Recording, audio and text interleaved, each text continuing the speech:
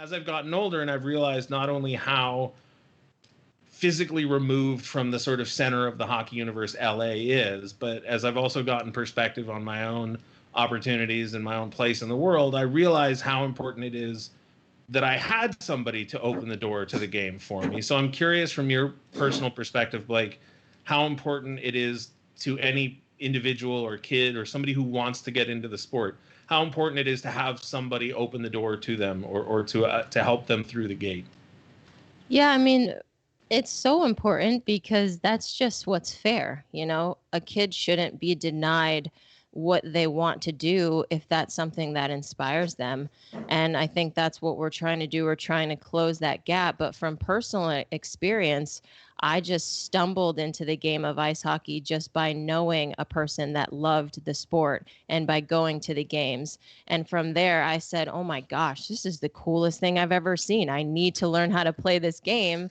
And I just discovered little breadcrumbs, people telling me, okay, well, now you have to sign up for this, and now you have to get this stick, and now you have to do that. So it's helpful to have an organization and someone who has the resources to give you that path and that blueprint to say, hey, okay, well, this is what we want. We want you to come and we want you to join our team, because the more the merrier. And LA is one of the most diverse places, I would say, in the world. And I think our fan base should depict that in the stands and the children that are playing. So, Kelly, we know we want to grow the sport. We know we want to work on inclusion, but we want to make sure if we grow the sport that we're growing something worthy, right? That you're growing something good. So as an organization, the Kings and the Alliance, how do you do that? How do you make sure that as you're growing with a mind towards growing well?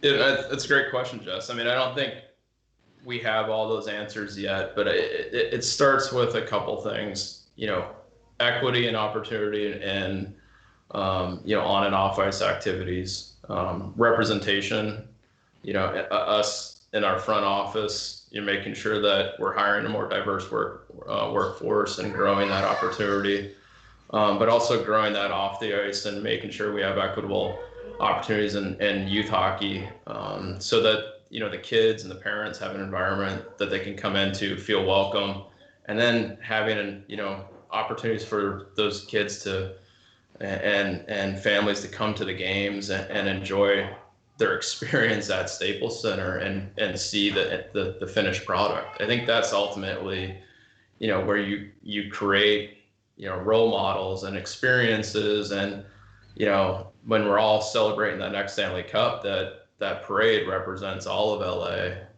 and that's our vision. We want to grow. We want to have a better representation of all of LA and really grow the fan base. So there's a lot of steps to that. There's different approaches that we need to take, in youth hockey and ice sports to create equitable experiences and accountability. And we're going to need a lot of partners, and we know that. And it's a critical initiative for the National Hockey League.